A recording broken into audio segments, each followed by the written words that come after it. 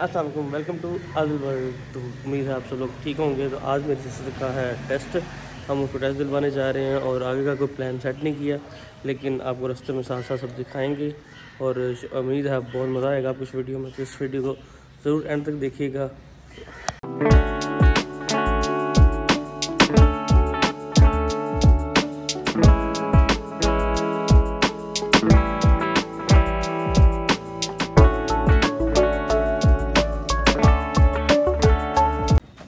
जी हाँ, तो फाइनली मैं अपनी फुफो घर पहुँच चुका हूँ। टाइम आज बड़ी मुश्किल से हम टाइम पर पहुँचे हैं टेस्ट के लिए। मुझे टाइम का आइडिया नहीं था क्योंकि रिपोर्टिंग टाइम 10 का लिखा हुआ था, लेकिन मेरे कज़न ने भी देना था तो वो जल्दी पहुँच गया था। तो उसने हमें पहुँच के बताया कि यार 10 बजे उन्होंने टेस्ट स्टार्ट कर देना। तो आज मैं पूरा वेन डिजिटल बने हैं फास्ट एंड फ्यूरियस वाला। फाइनली उसको छोड़कर, क्योंकि वहाँ पर रश काफ़ी था और 2 घंटे का वेट करना पड़ना था, तो मेरे फुफो का घर पास ही था।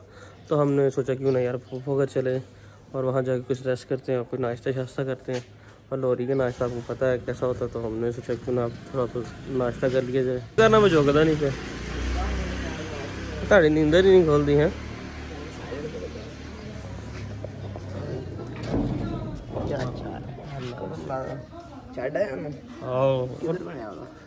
थे कैंपस है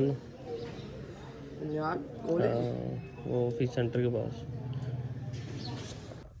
हाँ जी, तो मैं और मेरा कज़न लेने जा रहे हैं नाश्ता। सोचा कुछ पेट पूजा भी होनी चाहिए, क्योंकि पहले पेट पूजा बाद में काम दूजा नाश्ता।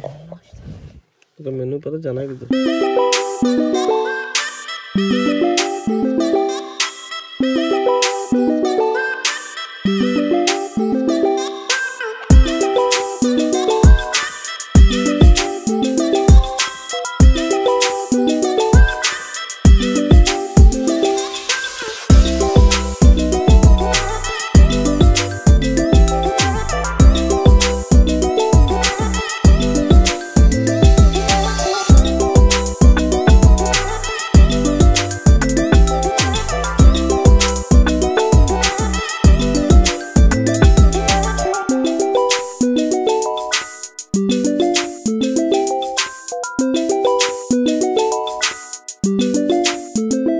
जी, तो फाइनली मैंने और मेरे घर वालों ने पेट पूजा कर ली थी, क्योंकि पहले पेट पूजा बाद में काम दूजा।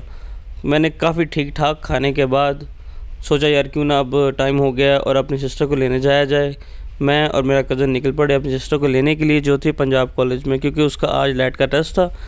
और जैसे हम वहाँ पे पहुँचे हैं, वहाँ पे बहुत ज़्यादा रश था। यकीन माने ऐसे लग रहा था जैसे नून लीग के जलसे पर पटवारी बिरयानी लेने के लिए नहीं इकट्ठे हुए थे, सेम वही हाल था। लेकिन हमने आखिरकार उनको सिस्टर को पिक किया और हम निकल पड़े। और ये देखें, वही गल हुई ना, शैतान दा नाल तो शैतान हाज़र। अब कुछ पटवारी साढ़े सामने भी जा रहे सी। ए लोग मियाँ साहब की आइडियोलॉजी में इन्ना फॉलो करते हैं कि ये ईवन आधा इन्हों का विआह होवे ना तो आधी बरात लुटन लग पेंदे, क्योंकि मियाँ साहब ने हमेशा सिर्फ इन्होंने लुटना ही सिखाया। तो जैसे ही हम घर पहुँचे तो मेरे बेटे ने कहा, अब्बा जी मोटे हो जाते आओ तुहानू थोड़ी वॉक करवा के लाइए। तो मैं और मेरा बेटा निकल पड़े थोड़ी वॉक के लिए। और जैसे मैं थोड़ी वॉक करके आ रहा था तो मेरे बेटे को कुछ खिलौने पसंद आ गए। तो मैंने सोचा क्यों ना यार उसके लिए थोड़े से खिलौने भी ले लिए जाएँ, क्योंकि वो खेलता तो है नहीं। और फाइनली हम जैसे ही खिलौने लेकर आए हैं तो मेरी फैमिली ने सोचा यार अब निकला जाए पप्पो के घर से। मैं और मेरे कज़न और मेरी फैमिली हम निकल पड़े थे बादशाह मस्जिद के लिए, क्योंकि हमें वहाँ एक बड़ा इम्पोर्टेंट काम था जो पूरे 1 साल से रुका हुआ था। तो उसके बारे में हम आपको बताएंगे बाद में। लेकिन जैसे ही मैं बादशाह मस्जिद पहुंचा, मेरी नज़र पड़ी थी मीनार पाकिस्तान पर। यकीन माने इसको देखकर मुझे बहुत तरस आता है। एज अ पाकिस्तानी हम सबको इसकी हिस्ट्री बहुत अच्छे से पता होगी, लेकिन फिर भी मैं आपको इसकी हिस्ट्री ज़रूर बताऊँगा। ये 23 मार्च 1940 को ऑल इंडिया मुस्लिम लीग की एक रेजोल्यूशन पास हुई थी, जिसमें ये कहा गया था कि ब्रिटिश मुस्लिम्स के लिए एक अलग मुल्क बनाया जाएगा। उसकी निशानी के लिए इसको बनवाया गया था। ये 1960 से 1968 में 8 साल के अरसे में बना था।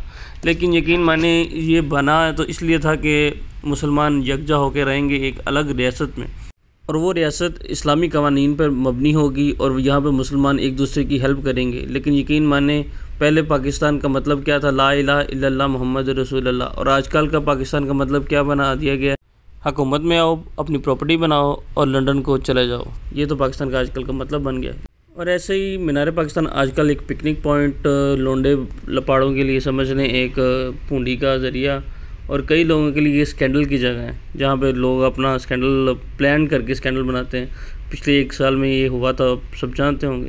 लेकिन हम इसको करते हैं साइड पे, और हम जा रहे थे बादशाह मस्जिद।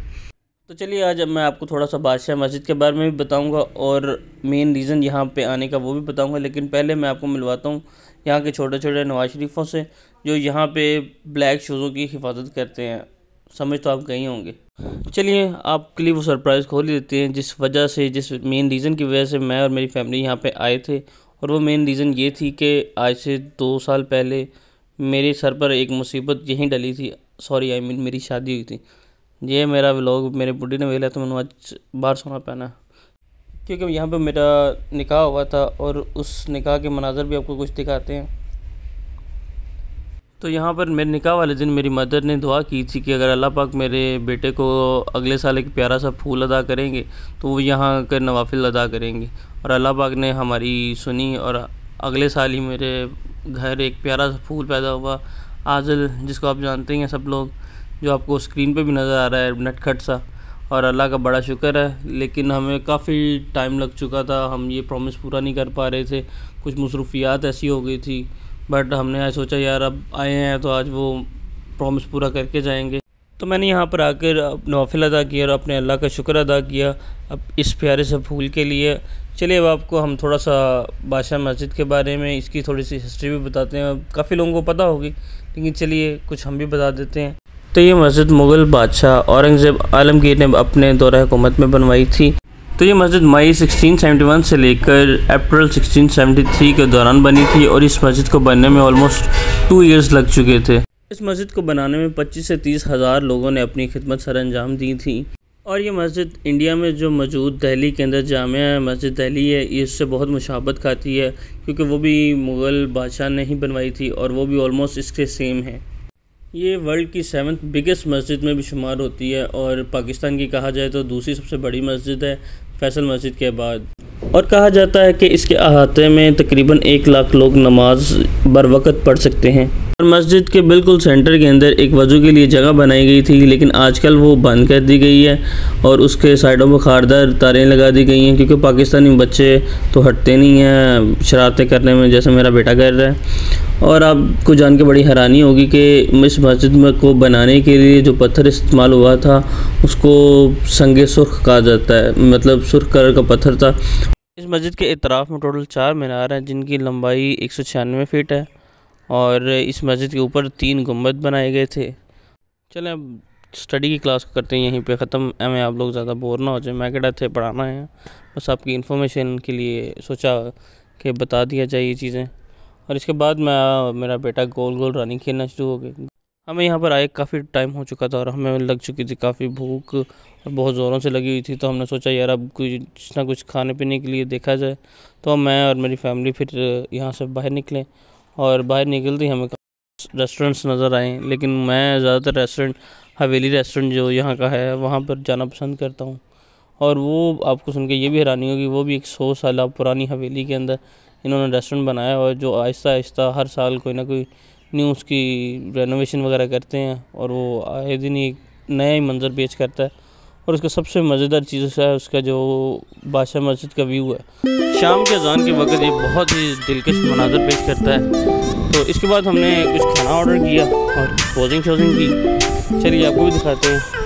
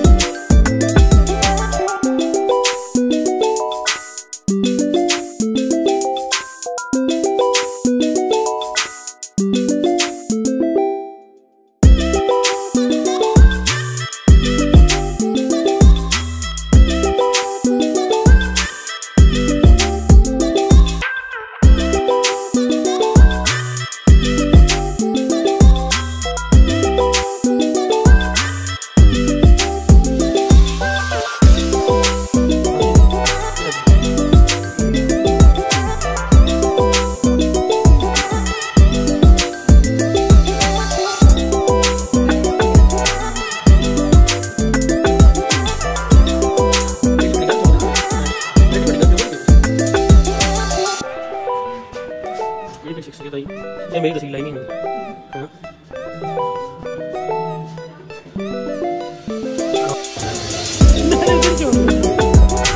तो मेरे बेटे की प्यारी सी स्माइल से करते हैं यहाँ पे वीडियो ख़त्म। I hope you like this video. For more funny videos please subscribe and hit the bell icon and don't forget to share it to your friends. अल्लाह हाफिज़।